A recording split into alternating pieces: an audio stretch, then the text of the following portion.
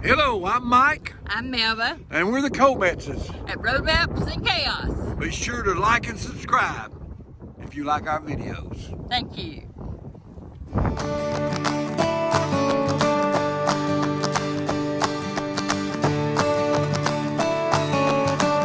If you like my Papa's channel, Road Maps and Chaos, make sure to like and smash that subscribe button.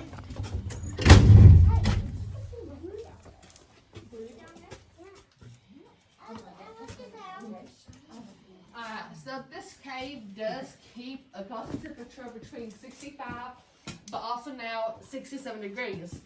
Why that temperature? Because the lowest for this area might be about 25 and the highest about 95. So of course it kind of averages out right there. Now how it can maintain that temperature is because limestone makes for a really great insulator. And actually a lot of sidewalks have limestone mixed in with them. That's why they get really hot and really cold.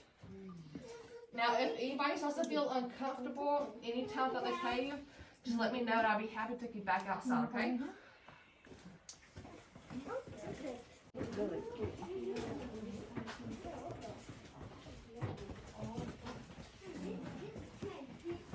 So at this point, we are between 50 and 60 feet below the surface. So we call this the entrance ring. Now, many years ago, Florida was under a vast, warm, shallow sea. Now, over time, a lot of sea animals passed away, so those shells and skeletons floated about the seafloor with the weight of the ocean pressing against them, created all this limestone. Now, over time, water has slowly but also fastly changed the appearance of that limestone, and that's what gives us all the shapes and formations that we'll be seeing. So this down here, sometimes it's filled with water, sometimes it's dry. All depends on how much rain you get.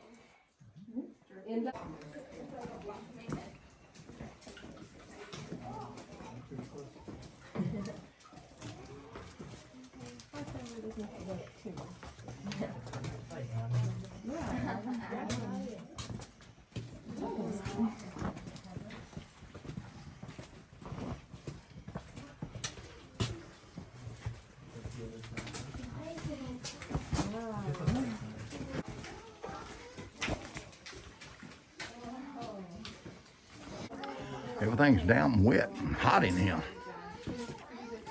I expect it to be a little bit cooler than this. It's okay. Everyone, just go ahead and look around in this room. There's a lot to see. Oh, yeah.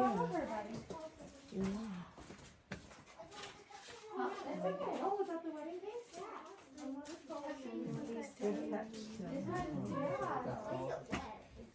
Because it's just like water. Yeah. That color's great.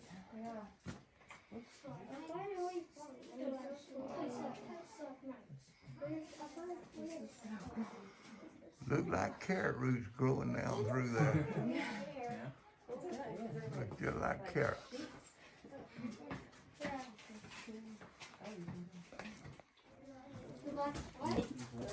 Look at that fin right there growing off out there. Where's it drip down?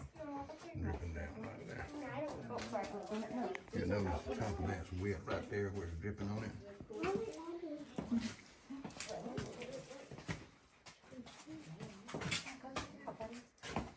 Remember, don't touch anything, okay? Somebody broke one off right there.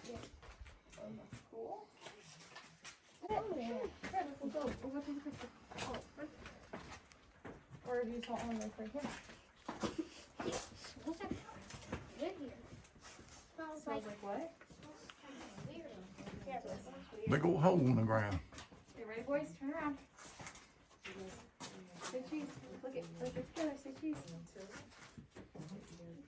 That's a cool formation. Let's go down there. 2 to 3 weddings a year.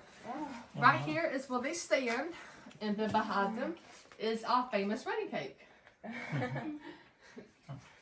Now we like to tell you about how all this starts out. So up here, also the straws. These are the very first steps in the cave formations. So keep in mind there are minerals in the water, and that water will tristan down in a circular fashion, creating a hollow tube that'll keep growing and growing. Now at some point, one little droplet will sit at the bottom and it will harden. And when that happens, it stops at the flow on the inside for us to get the flow on the outside. So it gets bigger, like these up here behind you. So these are called stalactites with a zebra ceiling, and the water that drops down from them creates stalagmites with a G for ground. And thus, over time, they will meet and form these columns.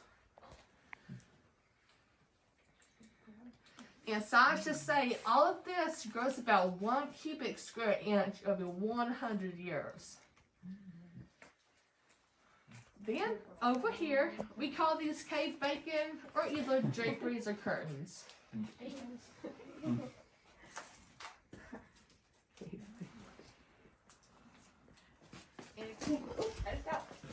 It's called a wedding cake. Right there's where people get married.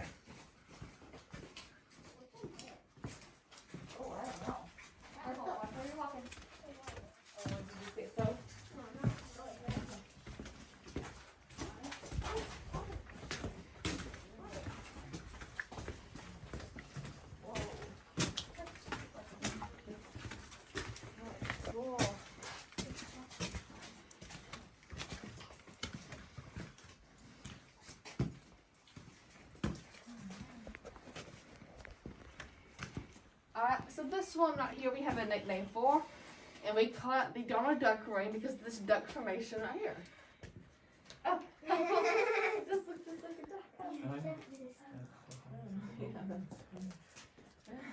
But for my educational purposes, we call it the fraction ring because of this fraction.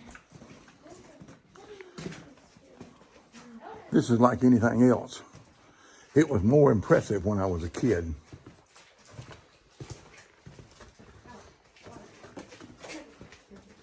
Just a big hole in the ground now.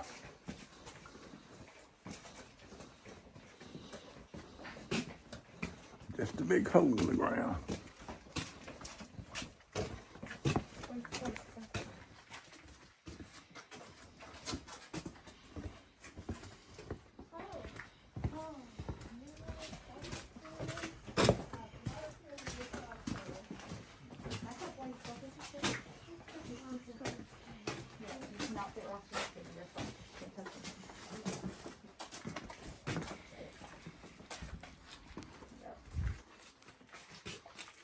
Big puddle here. Okay. Reason I wore my boots. Look at that water dripping right there. Solid drip of water.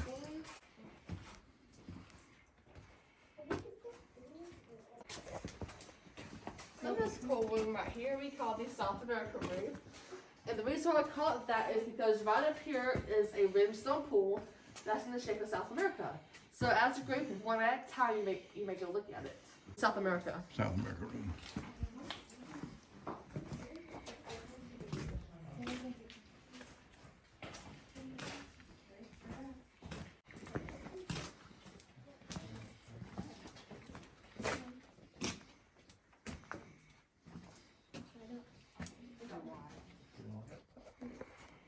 Pool, the shape of South America.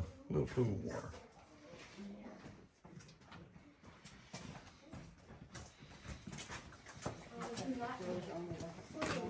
For some reason, I keep bumping my head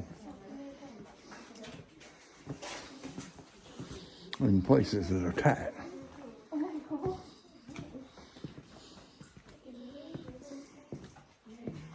It's hot in here. I didn't dress right. I thought it'd be cooler. It ain't cool in here at all. Just have to tough it out. About 68 degrees in here. Coming through his tongue, bending over. Makes you think you're a miner.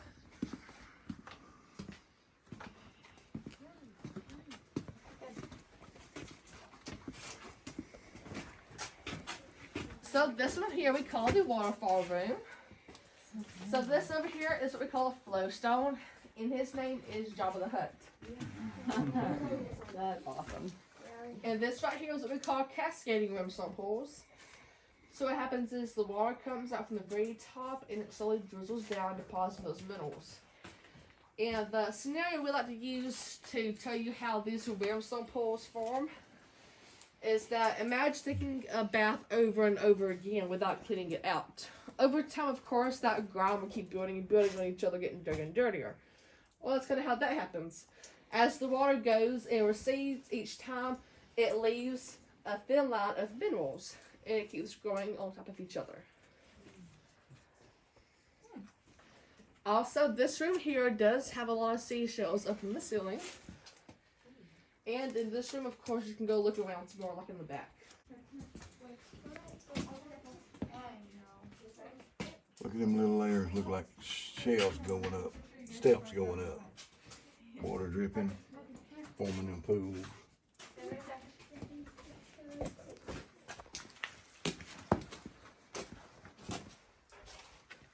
Call that the heart.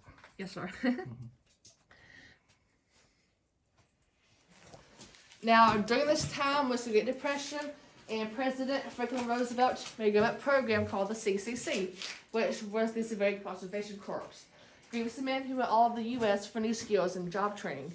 Now, they're the ones that helped build a lot of buildings, like national and state parks, and also dams and railroads. Now, these men only worked for $30 a month, but only $5 would they keep, and so the other $25 back to their families. So they're the ones that helped make out this cave, such as kind of shaping out the floor and the ceiling a little bit, and also making the tunnel we went through. Now, since what they had back then was simple kerosene lanterns or headlamps that weren't as even near as bright as a flashlight in the dark, they had to think of something better. So what they did is this one guy put all these white china bowls in the ceiling, and they would hang their lantern from a nail, and that china bowl would actually reflect more of that light, making it brighter in that room. And so pretty much wherever you see a light, you'll see a china bowl. And the CCC was workfare, not welfare. Yes. It was workfare. That's what we need today. Go ahead, I digress. So over there behind you is the original tunnel that we blocked with rocks. Now, cave tours did begin all the way back in 1941. So this here is called the Rock of Many Names, and the reason why is because over the years people would just walk in willy-nilly, and they would trip over this and hit their face on this stalactite. And it used to be longer. Yeah. But the CCC men also used this as a lifeline, because at about this point they still had another half of the cave to explore. So if they happen to get lost or the lantern went out, they could just follow the rope back to this ring, which they tied. So we have the 3-line salamander and the smaller salamander, and they're both the same color, which is black with a yellowish brown 3 stripes or spots. Now the spot in World War II. Also in this room, I like to mention we have a Thanksgiving dinner, because right over here we have a turkey. And then over here is all our carrots. And then my favorite is the sweet potatoes.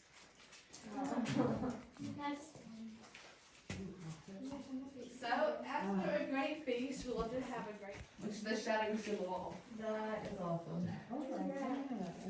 The Titanic, that's a big cruise ship. Big boat. We haven't gotten to that point where we've seen that yet. It's fun. Is what we call a natural cave air vent. And that's how the cave gets fresh air and how the animals come and go out the back. So we do have a lot of animals inside the cave. And that consists of our little salamanders, and then the cave frog, spider, cricket, and some little insects. And then of course the cave crawfish. More water in here than it was the last time I came through here. But it has rained more. We're sort of in the rainy season in Florida. So you would have more. Look how shiny that thing is with water. So as we go down, the last 32 steps of water, as you get off, there's some more water puddles. And in the catacombs, so watch your head because the ceiling is a little bit lower than the waterfall room in some parts.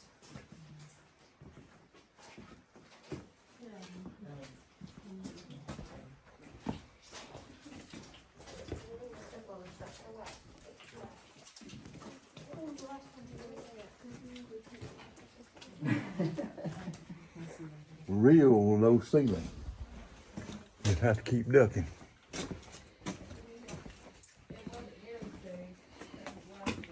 Stand up right here.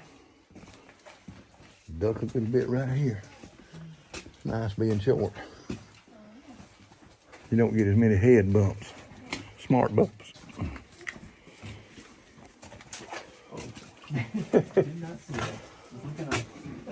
Watching that head. So we kind of do have a ghost story. Is back when the cave tour started, or it was either one of the men that were working in here. I have to ask the guy who heard the story. But the guy sat down and ate his peanut butter jelly sandwich because he was tired. After a while, once he finished, he had a heart attack and, of course, you know, died. Right under this light. So they say whenever you pass by sometimes you can smell a sandwich. Floor is slick and wet. Mud puddles everywhere. No puddle of water. Glad I wore my boots.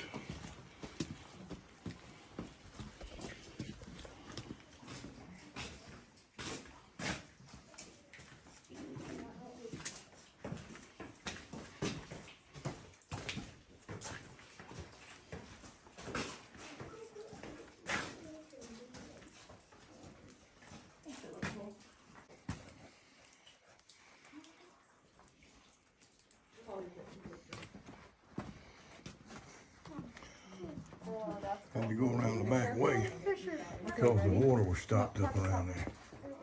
Ready? 1, 2, 3. Stay right there. Turn around.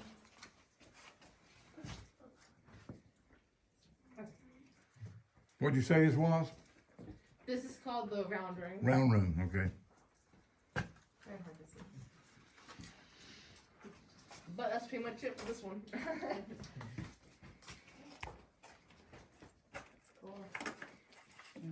So I can go out that way. Colored lights do a lot for everything. That's why I put them up in nightclubs.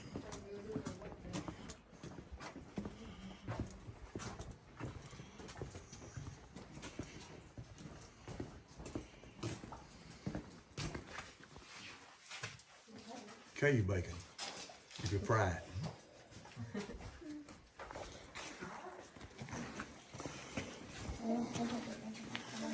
Well, I took my hat off and I had to take my mask off to breathe because of mold and fat.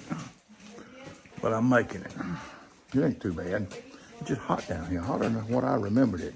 So you know, I wore that flannel shirt.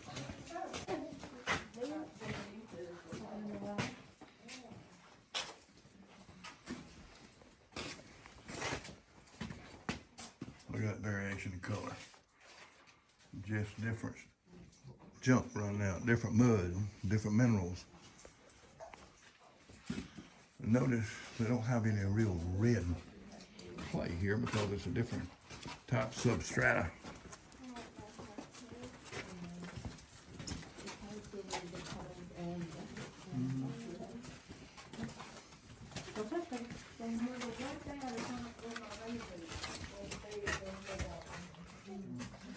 There's a trap door going out up there, a ladder.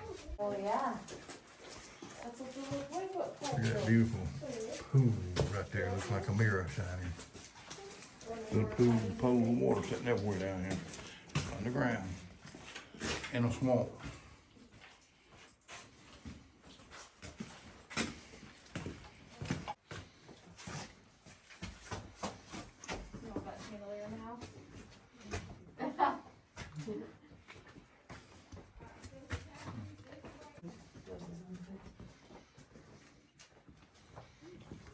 Water reflecting.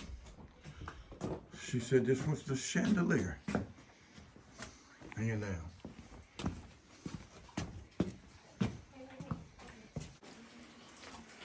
Oh, there's a crawfish right there, Betty. It looks like he's dead. Crawfish. It's okay, another crawfish later. Don't they eat it? They're scavengers, right? Do they Yes. eat each other?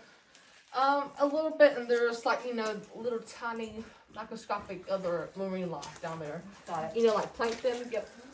Parker, stop, please. Right there. Here, just zoom out a little bit. There you go. There he is. Let me hold your eye. See him right there? Looks like a little mouse. Thank you. That bat right there. We have bats. You can see the devastation of Michael there. It had just blew everything down, snapped trees off. If you'll notice, there's no pine trees in here. There was pine trees all in here. Most places out, especially out on these dry hills where it's real thin, they come and log this off. So they got loggers to come in and log it off and cleaned it up quite a bit. But we good to go. We got this here tour with. Mama didn't want to come back. Mama didn't want to come back in the cave. She came with the grandkids last time. She was a little claustrophobic. So she didn't come back. So we headed back to the hill. Side door trail. I'm gonna ease on up here. See, there's another door. They can let you in and out right there. But if you look out there, you don't see no pine trees. And we in pine tree country here in Florida, especially up on these hillsides. They pretty much wipe the pines out here. You'll see one standing every once in a while. But pine trees are gone. All them young folks done left me up the hill. That's all right. I'll be there when I get there. That's the main cave entrance right there where we went in. Probably how they found this thing was a sinkhole in the ground somewhere. Somebody went in and found it. This was built by the CC boys back in the 30s, 20s and 30s, late 20s, early 30s, 40s. CC boys, that was workfare, not welfare. They come and worked and did projects like this and all over the United States. I've been in CC camp projects on Mount Hood. I've been in them everywhere I've been. CC was a great program that put people to work, and it was workfare, not welfare. That's some of what we need today. They went off of camp, got $25 a week or less, and it was sent home. So it was sent home to support their families, and they got a little bit of spending money. They furnished them eats, and they worked, and they cleared fire trails and built bridges, wooden bridges, and lodges, and places like this, right there. And that's what we need today. That's what we need today. Well, I made this journey with you. If you like my Papa's channel, Road Maps and Chaos, make sure to like and smash that subscribe button. We pray we'll see you in the rapture.